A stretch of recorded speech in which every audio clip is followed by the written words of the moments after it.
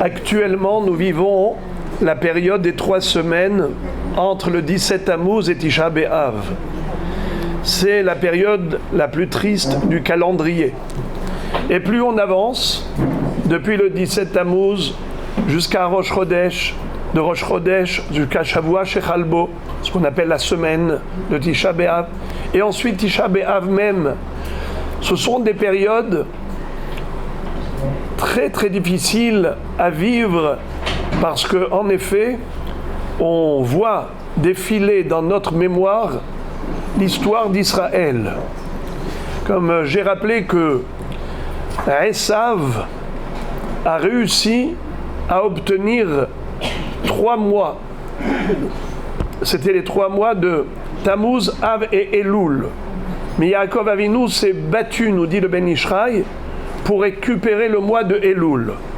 Mais Esav a réussi à garder ces 2 mois, Tammuz et Av. Ces 2 mois de Tammuz et Av, entre le 17 Tammuz et Tisha B'Av, Esav nous a fait subir la pire des choses, à savoir la destruction du Beth Amikdash. En quoi Israël est particulier? On a reçu la Torah au mont Sinaï, mais cette révélation divine, elle n'était que périodique pour nous donner la Torah.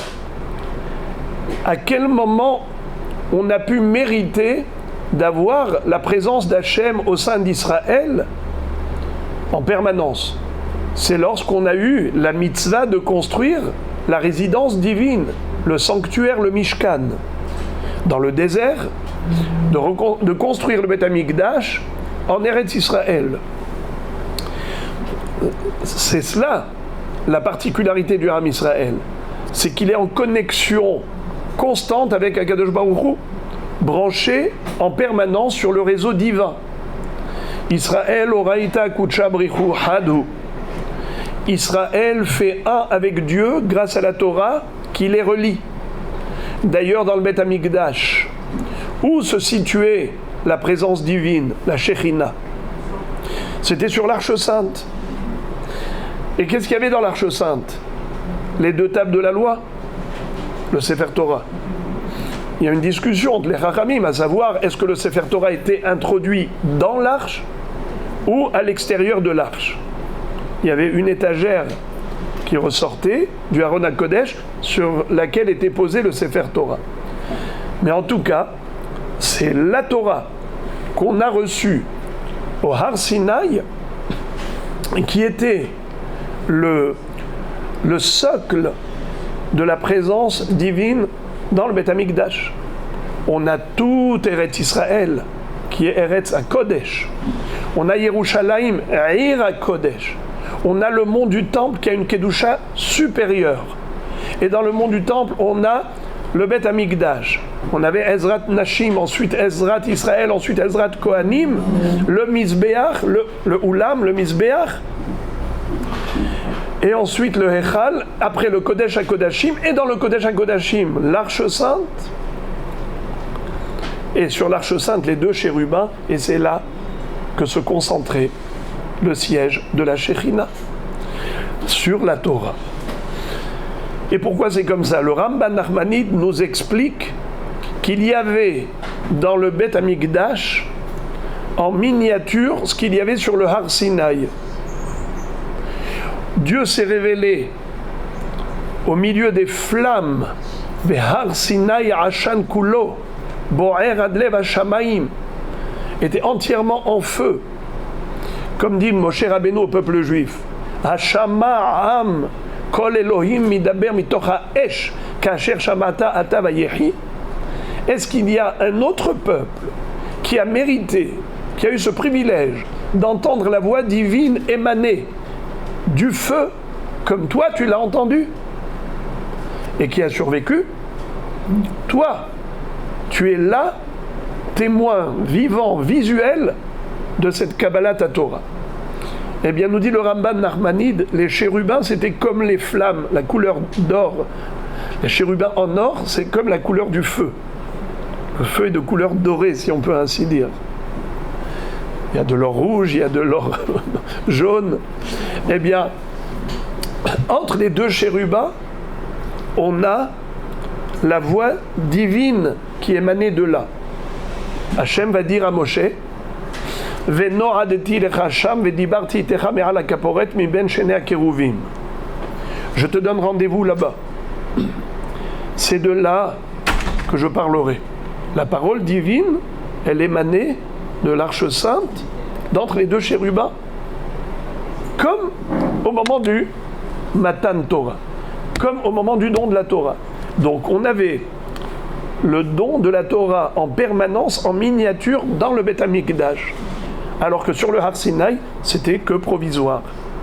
Le Har Sinaï était Kadosh pendant toute la période de la présence divine sur le mont Sinaï. On n'avait pas le droit de monter là-haut. C'était très grave. Il est écrit dans la Torah qu'il fallait lapider celui qui oserait monter sur le mont Sinaï au moment de la présence d'Akadosh Baruch Hu. Mais exactement pareil, il est interdit de rentrer dans le Saint des Saints, dans le Kodesh HaKodashim. Seul le Kohen Gadol, une fois par an, pour un laps de temps très court, il rentrait dans le Kodesh HaKodashim pour adresser une prière à Hachem qui était très brève, le jour de Kippour, le jour le plus sacré, l'homme le plus sacré, dans le lieu le plus sacré, c'était une fois par an. Donc, c'est cela, le Beth Amikdash, c'est la représentation de cette relation que Am Israël a avec Dieu. Donc c'était ce qu'on appelle Enze Ki'im Bet Elohim Veze Sha'ar HaShamayim, la maison d'Akadosh Baruch Hu, la porte du ciel. D'ailleurs, le Beth Amikdash est comparé au cou de l'homme, le cou d'une personne. Kemigdal David Tzavarech, Banouï de Talpiot. David Amelech, c'est lui qui a fondé les fondations du Beth Amikdash. Mizmor Shir Hanukat Abayit les David. Ensuite, Shlomo Amelech l'a construit, car Dieu a retenu David. Il a dit c'est Shlomo, l'homme du shalom, Shlomo, l'homme de la paix, qui n'a pas connu la guerre. C'est lui qui va construire, qui va achever ton projet de la construction du Beth Amikdash, dont tu as déjà construit les fondations. Et en effet, Kemigdal David Tzavarech, dans le livre des Cantiques, Shir Shirim, Shlomo Amelech compare le Beth Amikdash, qui s'appelle Migdal David Tzavarech, construit les Talpiot. Qu'est-ce que ça veut dire construit sur Talpiot?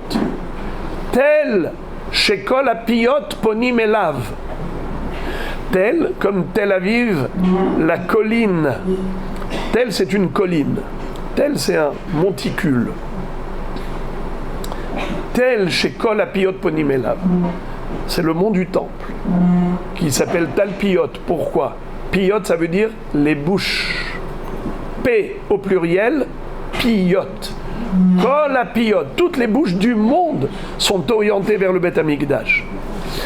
C'est comme ça que Chachamim nous ont enseigné qu'il faut toujours faire la Hamida, la prière, vers le Beth Amikdash. Quand on est en diaspora, on se tourne vers où? Vers Israël. En Israël, on se tourne vers où? Jérusalem, à Yerushalayim, vers le Beth Amikdash. Quand on est autour du Beth Amikdash, vers le Kodesh HaKodashim. D'ailleurs, quelqu'un qui a perdu le nord, qui est en effet, il est déboussolé et il ne sait pas vers où se trouve Eretz Israël ou où se trouve Yerushalayim. Alors, dans sa marshava, Yechaven libo keneget bet kodesh hakodashim. Dans sa tête, il doit s'imaginer qu'il est en face du Saint des Saints. Alors, vu que le Beth Amikdash, c'est le point de jonction entre le ciel et la terre, entre Israël et Dieu, ça passe par le Beth Amikdash, eh bien c'est comparé au cou. Quel rapport avec le cou? Eh bien le cou, c'est le conduit de la vie. C'est le canal de la respiration, c'est le canal de la digestion. C'est-à-dire qu'on mange au travers de la bouche, ça passe par l'œsophage. On respire, ça passe par où? La trachée. Donc de la trachée au poumon, de l'œsophage à l'estomac. L'appareil respiratoire, l'appareil digestif. c'est le conduit de la vie. Le coup, c'est le conduit de la vie. Quand on veut faire la shahita à une bête pour mettre fin à sa vie, comment on fait? Eh bien, le couteau, il passe sur le cou. N'est-ce pas? C'est cessation de vie, interruption. Alors, le Beth Amikdash s'appelait le coup. Pourquoi? Car la vie passait par là. Le Beth Amikdash était le canal du flux divin. Am Israël envoyait au travers des corbanotes, les sacrifices, les offrandes, au travers des tfilotes, d'ailleurs les prières remplacent les corbanotes. Il y avait un holocauste quotidien tous les matins et un deuxième tous les après-midi. On l'appelle Tamid Shel Shahar, alors on a Shaharit à la place. Tamid Shel Ben Arbaim, on a Minha à la place. Arvit, c'est les corbanotes qu'on offrait en tant que don, Nedava, ce qu'on appelle des sacrifices facultatifs, pas impératifs. Dans l'absolu, Arvit est considéré Reshut, c'est-à-dire prière facultative. Mais le peuple juif a pris sur lui cet engagement de prier Arvit, et on considère aujourd'hui que c'est à force de loi. C'est considéré comme une fila obligatoire. Mais on va dire à l'origine, dans l'absolu, Arvit Sereshut, ça correspond au sacrifice facultatif. Alors nous, on envoyait à Akadosh Baruch Hu ces corbanotes, cette filote, cette ketoret. C'était Reyah Nihoah Lashem. Ishe Reyah Nihoah Lashem. Un feu qui apportait un arôme agréable à Dieu. Ça veut dire quoi? Que Akadosh Baruch Hu se régale de l'odeur du parfum de la Kétoret, de l'odeur des corbanotes. Rachid dit, que veut dire Reyah Nihoah? Un parfum agréable. C'est extraordinaire. Il dit Nahat Ruach lefanai she'amarti venaasa retzoni. Nahat Ruach lefanai she'amarti venaasa retzoni. La satisfaction d'Akadosh Baruch Hu, elle est d'être obéi. Il a donné une Torah à Israël, il s'exécute. Il a demandé d'offrir les corbanotes. On a tout le Sefer Vaïkra où on nous explique quel était le procédé, le déroulement des corbanotes lors du culte sacrificiel dans le Beth Amikdash. Eh bien, ça procure satisfaction à Kadosh Baruch Hu, de voir des enfants obéissants. C'est ça, Reyah Nihoah. C'est agréable comme un parfum. Pour l'être humain, l'obéissance est agréable pour le divin. Quand on se soumet à sa volonté, quand on a compris qu'on vit par lui et qu'on vit pour lui. La destruction du Beth Amikdash, puisque le Beth Amikdash est comparé à un coup qui est le canal de la vie, eh bien, après cela, maintenant qu'on n'a plus de Beth Amikdash, la qualité de vie n'est plus la même. On vit physiquement, on essaye de maintenir l'existence, mais ça n'a rien à voir avec la présence du Beth Amikdash parmi nous. Quand on fait la Haftara, tous les Shabbats, on prie après, au travers des brachot qui suivent la Haftara, on dit comme ça: Rahem al Tzion, aie pitié de Tzion, ki hi bet hayenu, c'est notre cadre de vie. Comme si aujourd'hui on vivait, mais j'ai pas envie de prendre cet exemple, mais comme une queue de lézard. Est-ce que vous avez connu les lézards? Vous êtes jeune. Quand on jouait, quand on était jeune, quand on était tout jeune enfant, et qu'il y avait des lézards comme ça dans la forêt, qu'on attrapait des petits lézards par la queue, vous savez comment ils font? Ils se sauvent, ils vous laissent la queue dans la main. Et la queue, elle bouge. Eh bien, c'est quoi ça? C'est que des nerfs, c'est un réflexe. Mais ce n'est pas de la vie, c'est un semblant de vie. La queue, elle bouge. Alors, on vit. Mais si Akadosh Baruch Hu ne réside pas parmi nous, c'est quoi cette qualité de vie? C'est quoi ça? C'est un semblant de vie, ça ressemble à de la vie. Mais la vraie vie, c'est lorsqu'on a mérité d'être branché sur le réseau divin. Lorsqu'on est connecté, on est là avec la présence de la Shekhinah au sein d'Israël. Pour mériter la reconstruction. Il est écrit dans la Gemara, Maseret Menachot Daf Nun Gimel, Yavo Yedid, Ben Yedid, Veivne Yedid, Le Yedid, Veitraprubo Yedidim. Que vienne celui qui s'appelle Yedid, fils de Yedid, et il construira le Yedid au Yedid, afin que les Yedidim puissent obtenir expiation de toutes leurs fautes. Alors c'est qui ça? Le premier Yedid, c'est qui? Yedid ben Yedid, c'est Shlomo HaMelech.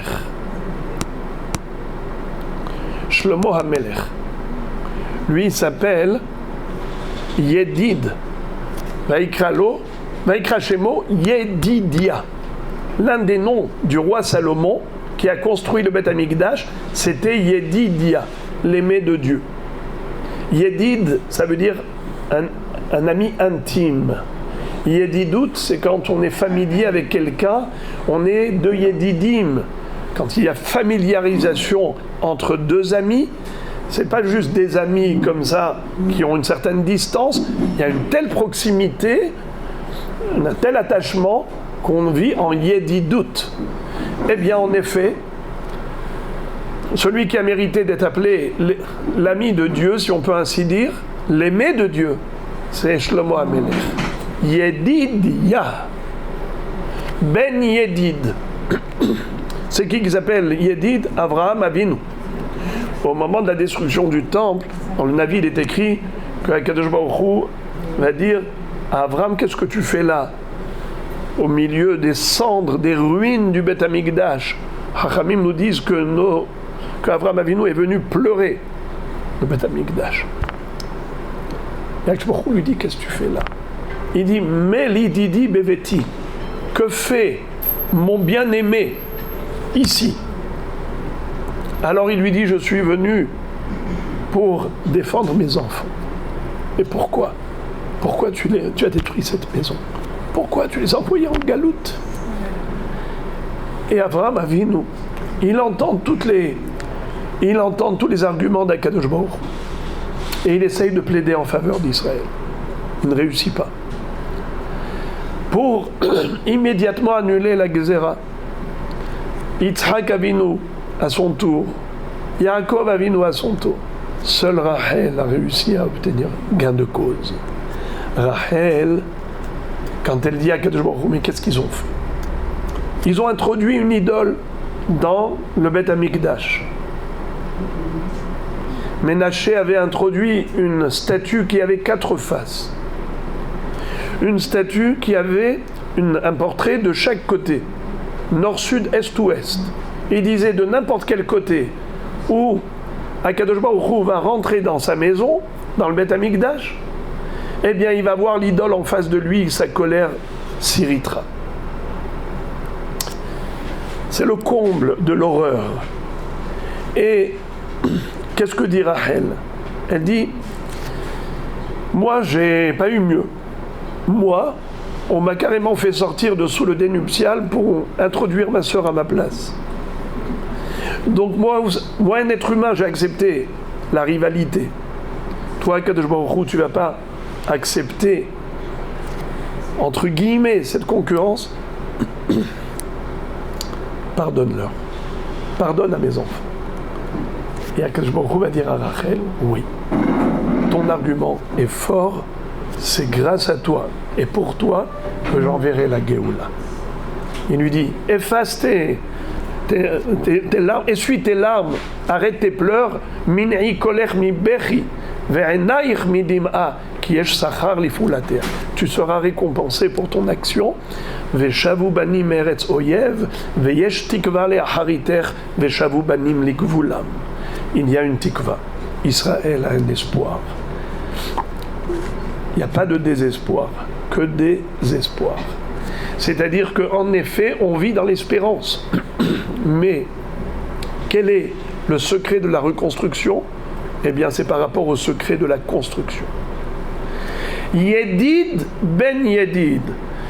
Shlomo, fils d'Abraham Avinu, descendant de Abraham Avinu, qui lui aussi s'appelle Yedid, quand Baruch Hu lui dit à ce moment-là, au moment de la destruction, Mel Yedidi Beveti, qu'est-ce que fait mon bien-aimé chez moi, dans ma maison? Ve Ivne Yedid, il va construire la maison qui est bien-aimée d'Hachem, Bet Hamikdash. Comme il est écrit, Lamnatseach Maskil Ibn Korah, Ma yedidot mishkenotecha. Ma yedidot mishkenotecha. Ton mishkan, c'est yedidot. C'est l'endroit que tu as aimé, dans lequel tu te complais. Toi, ô Hachem. Vivne yedid. Bechelko shel yedid. Où ça? Dans le territoire de Yedid. C'est qui s'appelle Yedid? C'est quoi le territoire de Yedid? Binyamin. Le Binyamin Amar Yedid Hashem Ishkon la beta halav Hofef halav kol hayom ou ben ketefav shachen. Où se situe la partie du Bet Hamikdash la plus sacrée? Il y a une partie qui était dans le territoire de Yehuda. Ça arrive jusqu'au Mizbeach.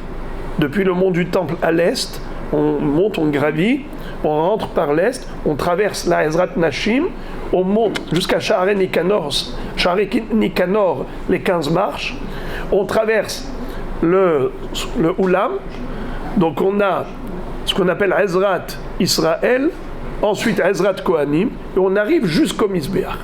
Il y a carrément une Amma à l'extérieur du Mizbeach, du Yesod, qu'on appelle les fondations de l'autel. Au niveau du Yesod de l'autel, il y a une Amma, une coudée, qui était encore dans la partie du territoire de Yehuda. Mais l'autel lui-même, et ensuite le Echal et le Kodesh HaKodashim, la partie la plus sacrée du Bet Hamikdash, était où? Dans le territoire de Binyamin. Et Binyamin a été appelé l'aimé de Dieu. Vous savez qu'il fait partie de la liste des 4 personnes qui sont décédées, pas parce qu'elle l'a fauté, parce que Akadosh Baruch Hu a décrété sur Adam Arishon la mort et sur lui et toute sa descendance. Il y en a 4 dont la Gemara va dire Arba'a metu be'etio shel Nahash. Il y en a 4 qui sont morts à cause du Nahash, à cause du serpent. Le Nahash Akadmoni qui avait incité Hava à manger du fruit interdit, qui a incité son mari à manger du fruit interdit, et qui a entraîné la mort sur l'humanité. C'est qui ces 4? La Gemara nous dit, c'était Binyamin ben Yaakov, Amram, le père de Moshe Rabbeinu, Ishaï, le père de David Amelech, et Kil'av, le fils de David Amelech. Binyamin, Yedid Hashem, le bien-aimé de Dieu. C'est dans son territoire que Akadosh Baruch Hu se complaît. Hofef halav kol hayom, d'ailleurs, ben ketefav shachen, il résidait entre ses épaules. C'est une figure, c'est une façon, une image. Et la Gemara dit qu'il était jaloux de Yehuda par rapport à une coudée. Il disait, mais même cette coudée-là qui se trouve derrière l'autel, derrière le Mizbeach, j'aurais tant voulu que ce soit la mienne. Ve'itraprubo yedidim. Et en effet, tout cela, quel est l'objectif? C'est pour que le Ham Israël puisse avoir un lieu de culte sacrificiel pour avoir l'expiation de toutes ses fautes. Et Ham Israël s'appelle Yedidim. Maintenant, regardez, qu'est-ce que c'est que ce mot Yedid? Yedid, c'est Yad, Yad. Yedid, comment ça s'écrit? Yud Dalet et Yud Dalet. Yad, Yad. 2 personnes, 2 amis, elles se donnent la main. Yad Beyad, la main dans la main. C'est toujours l'expression de l'intimité, de l'amitié. C'est yad beyad, la main dans la main. Eh bien, Binyamin, pourquoi il a mérité Béhémet d'être choisi pour la construction de la résidence divine? Car c'est le seul qui n'a pas participé à la vente de Yosef à Tzadik. Yosef a subi la haine de ses frères, mais il avait aussi déclenché la haine de ses frères au travers du Lachon Hara, même si c'était bien intentionné, malgré tout compte fait.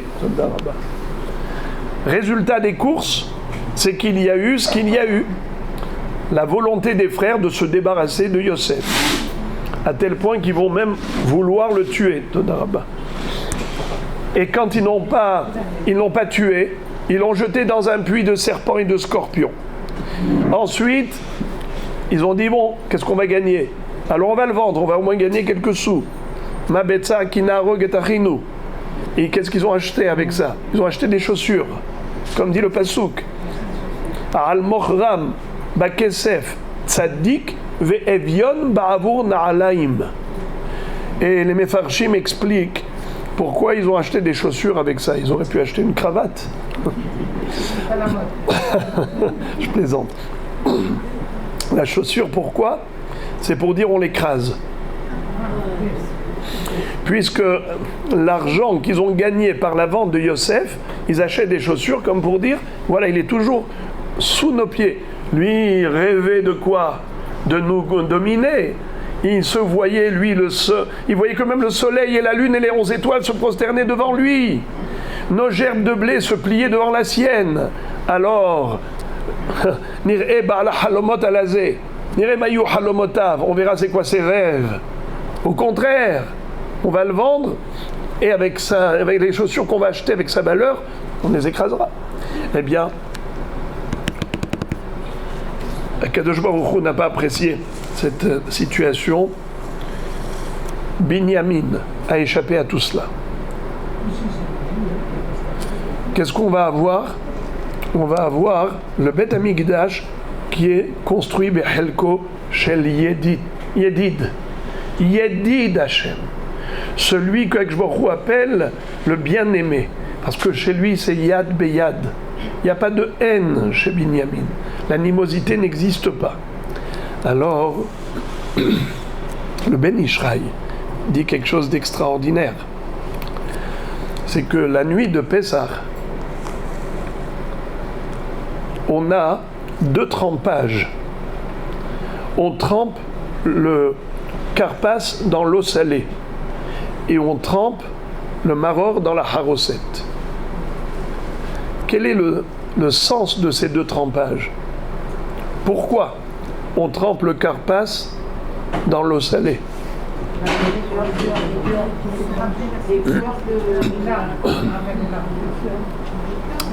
Alors, Béhémet, il est écrit dans le Rama que dans le plateau du Seder, il y a toujours un œuf.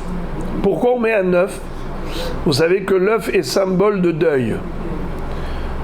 C'est pour rappeler le deuil pour la destruction du temple. Mais quoi, la nuit de Pessah, à ce moment-là, dans cette belle table somptueuse, lumineuse, on rappelle maintenant la destruction du Beth Amikdash. Quel rapport? Et figurez-vous, nous dit le Shulchan Aruch, que vous allez constater que toujours le premier jour de Pessah correspond au jour de Tisha B'Av suivant. Le jour de la semaine, c'était quand Pessah cette année? C'était quand le début de Pessah? C'est tombé quand la nuit du Seder? C'était lundi soir. C'est quand que ça va être Tisha B'Av? Lundi soir. Donc mardi était le premier jour de Yom Tov de Pessah. Mardi aura lieu Tisha B'Av suivant. Quel est le rapport entre les deux? Et le Passouk dit, dans le livre des Lamentations, Megillat Echa, Hisbi'ani bammerorim, hirvani la'ana. Dieu m'a rassasié d'amertume, il m'a fait boire une boisson amère. C'est quand qu'il m'a rassasié d'amertume, c'est la nuit de Pessah où on a une mitzvah de manger le maror. Isbirani bam merorim. Irvani la'ana betisha be'av. C'est quand qu'on exprime notre amertume, c'est à Tisha B'Av. Et c'est pour ça, nous dit le Rama, que l'œuf qui est symbole de deuil, comme la roue qui tourne et l'œuf qui n'a pas d'ouverture, comme l'endeuillé qui ne parle pas. Ainsi, on rappelle le deuil de la destruction du temple la nuit du Seder. Mais quel rapport? Alors le Ben Ishraï explique quelque chose de très fort. Il dit il y a eu un trempage qui a déclenché la galoute, mais il y a eu un autre trempage qui a provoqué la Géoula. Quel fut le trempage de la galoute? Eh bien, c'est lorsque les frères de Yosef l'ont vendu. Mais avant cela, ils l'ont dépouillé de sa tunique, celle que son père lui avait confectionnée, par affection, qui a suscité la jalousie des frères. Kétonet passim. Après, ils vont tremper cette kétonet dans le sang pour la présenter à leur père en disant Hakerna kétonet bincha. Est-ce que c'est la tunique de ton fils? C'est-à-dire kétonet béni, hayara chalatu. Et c'est comme ça que, par cette haine qui a entraîné ce trempage, on s'est retrouvé en Égypte pendant 210 ans de galoute. La galoute a commencé. Comment? Eh bien, les frères ont vendu Yosef. Yosef est arrivé en Égypte. Lorsqu'un jour il y a de la famine, Yaakov envoie ses enfants acheter du blé en Égypte. Et petit à petit, Yosef joue la comédie. Après tout ce long scénario où il les a tenus en haleine, ce long suspense, il finit par se dévoiler à eux. Et c'est là qu'il va inviter son père, pendant la période de famine, à venir vivre en Eretz Goshen. Lui dit, tu n'as plus besoin d'aller chercher du blé de loin. Viens à côté de moi. Tu seras nourri avec toute la famille. Yaakov est réticent, évidemment, de quitter Eretz Israël. Akadosh Baruch Hu lui dit, oui, vas-y. Anochi ered imcha mitzrayma ve'anochi alcha gamalo. Je descendrai avec toi. Je reviendrai avec toi. Je remonterai avec toi. Je te referai monter. Dans le sens où Yaakov savait qu'il était en train de concrétiser la fameuse Gezerah de Ben Abetarim, où Dieu avait dit à Abraham Avinu, Geri Yezaracha beretz lo lahem, Pa'avadum ve'inotam arba meot shana. Ta descendance sera exilée dans un pays étranger. Ils seront asservis, opprimés. Mais après cela, ils sortiront de là avec un grand butin. Et les persécuteurs seront vivement jugés, sévèrement jugés. Eh bien, cette galoute a commencé comment? Par le trempage de la tunique dans le sang du bouc. Car passe bemem melach, car passe ketonet passim, car c'est de la laine, la shukari matson, passim, l'eau salée, en effet, représente les larmes nombreuses qui ont coulé sur les joues de Yaakov Avinu pendant 22 ans de la disparition de son fils. Où il ne pouvait même pas se consoler, car Dieu a créé la consolation. C'est une nature humaine. Mais il n'a créé que par rapport à la mort. Mais Yosef était vivant. Il n'y a pas de consolation pour un vivant que l'on croit mort. Cette nature n'existe pas. Alors, Yaakov pleurait tous les jours comme si c'était le jour de la disparition de Yosef, son fils chéri. Eh bien, à partir de ce moment-là, a démarré la galoute, premier trempage. Maror dans Haroset, au-delà de la raison évidente qui est connue parce que c'est l'amertume qu'ont subi nos ancêtres avec Haroset, ça rappelle le mortier pour fabriquer les briques, mais le Ben Ishraï dit ça rappelle le trempage dans le sang de l'agneau pascal. Avant de sortir d'Égypte, Dieu va dire à Moshe Rabbeinu, Israël ne sortira pas d'Égypte tant qu'il n'a pas offert le Korban Pessah et qu'il n'a pas fait la Brit Mila. En tout cas, quand ils ont pris l'agneau, qui était symbole de Avodah Zara pour les Égyptiens, c'était un défi énorme qu'ils ont lancé aux Égyptiens. Ils ont pris leur idole et ils l'ont sacrifié, immolé. Mais il fallait prendre un bouquet de branches d'hysope, tremper et le tremper dans le sang de l'agneau pascal pour teindre les poteaux et linteaux des maisons juives, afin que Akadosh Baruch Hu saute au-dessus des maisons juives pour épargner les aînés des Bnei Israël. C'est pour ça que ça s'appelle Pesach, Asher Passah al Bate Avotenu. Eh bien, ce trempage du bouquet d'hysope dans le sang de l'agneau pascal, c'était le facteur déclenchant de la Géoula. Car la nuit, on a mangé le Korban Pessah, le matin, on est sorti d'Égypte.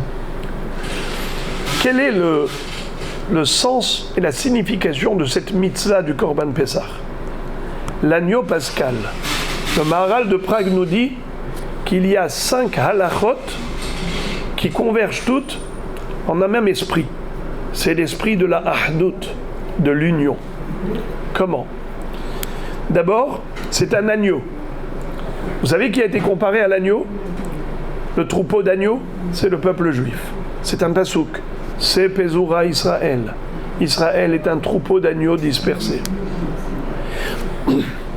Il y a une halakha qui consiste à dire que l'agneau pascal, on devait le manger comment? En collectivité et pas en individualité.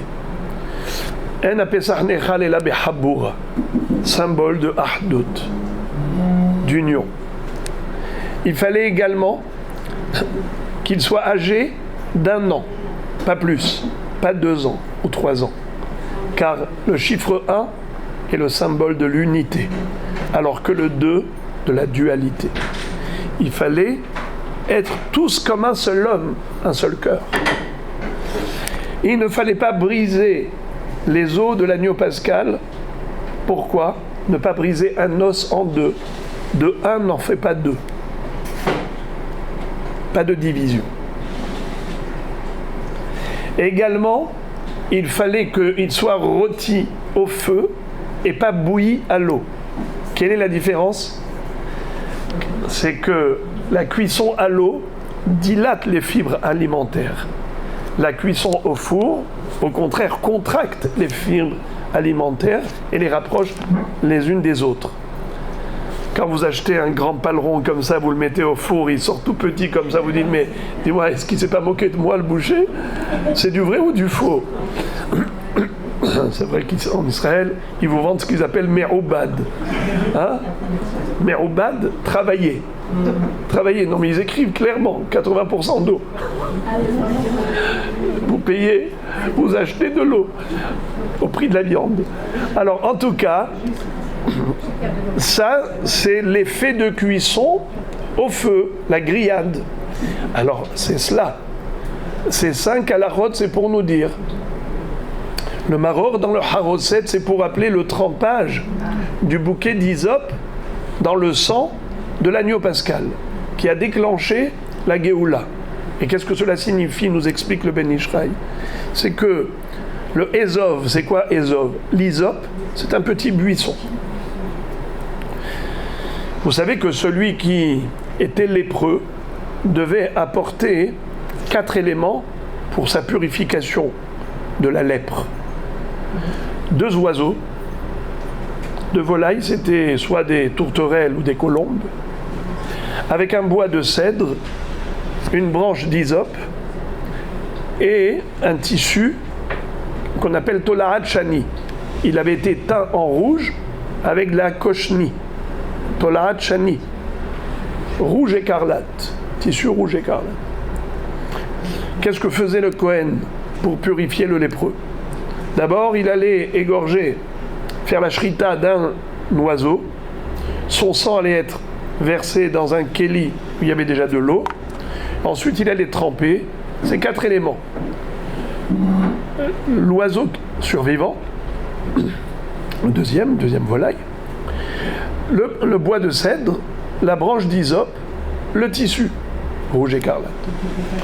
Et il allait tremper tout cela dans ce liquide, asperger le lépreux. Qu'est-ce que cela signifie? C'est quoi tout ce protocole? C'est un symbole.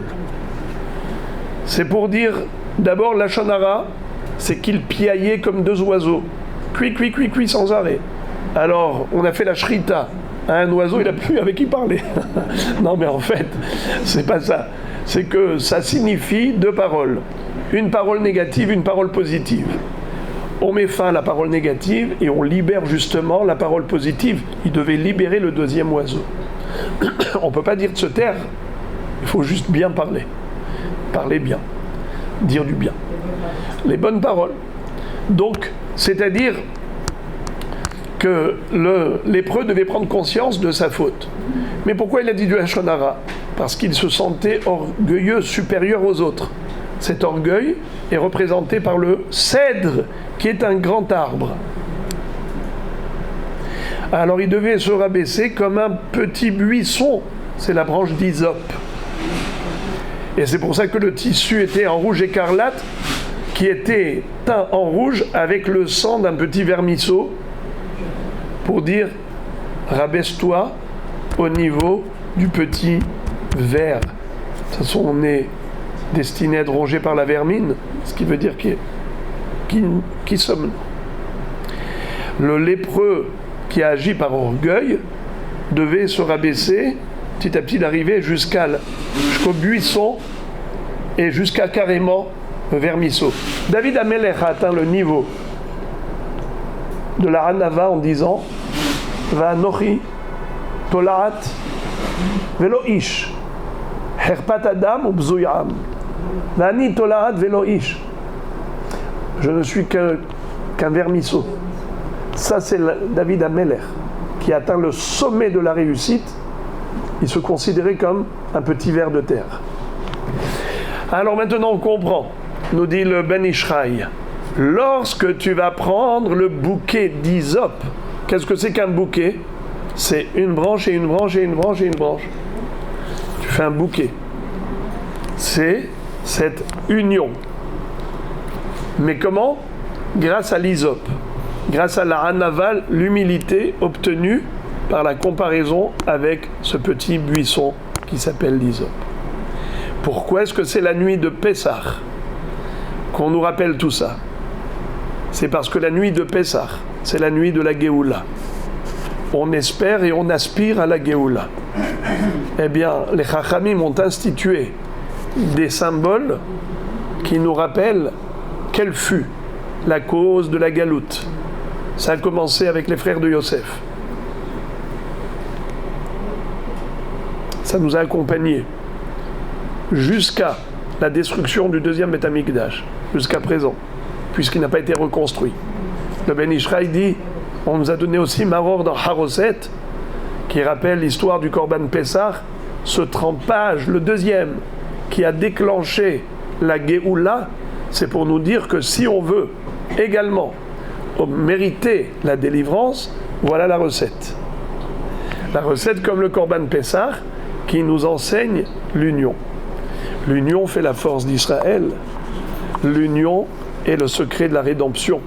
Je vais terminer en disant Kol hamesameach chatan vekala keilu bana chorba achat mechorvot Yerushalayim. Tout celui qui réjouit chatan et kala, c'est comme s'il a reconstruit l'une des ruines de Jérusalem. Quel rapport? Le rapport est que Yerushalayim a été détruite à cause de la sinat hinam, la haine gratuite. Elle sera reconstruite grâce à l'amour gratuit. Et celui qui va réjouir Khatan et Kala, vous voyez comment les gens s'efforcent de faire sourire le Khatan, la Kala, et parfois même aux dépens de leur propre fierté, leur amour propre. C'est-à-dire que parfois on fait des trucs drôles, bizarres, toutes sortes de choses pour faire rire, pour essayer de susciter la simcha chez Khatan et Kala. Pourtant, ils sont déjà joyeux. Ils sont le symbole même des gens heureux. Yassis alayh Elohayr kimsos Khatan al Kala. Alors pourquoi ces invités font un peu les foufous pour faire sourire davantage Khatan et Kala? Ça, c'est le produit de l'amour gratuit. C'est le fruit d'une affection qui, en fait, est l'expression d'une volonté de rendre l'autre heureux, heureuse. Eh bien, Be'ezrat Hashem, si le Beth Amikdash a été détruit à cause de la Sinat Chinam, il sera reconstruit grâce à la Ahavat Chinam. Voilà pourquoi il a été construit dans le Helek de Binyamin qui s'appelle Yedid Hashem. Hashem aime la Yedidut. Le Beth Amikdash lui-même s'appelle Yedidot. Donc c'est Yad Beyad, d'être toujours la main dans la main pour accomplir la volonté d'Akadosh Baruch Hu, et que également il accomplisse la nôtre, qui est celle de le voir revenir au sein d'Israël très très bientôt, très prochainement, Be'ezrat Hashem.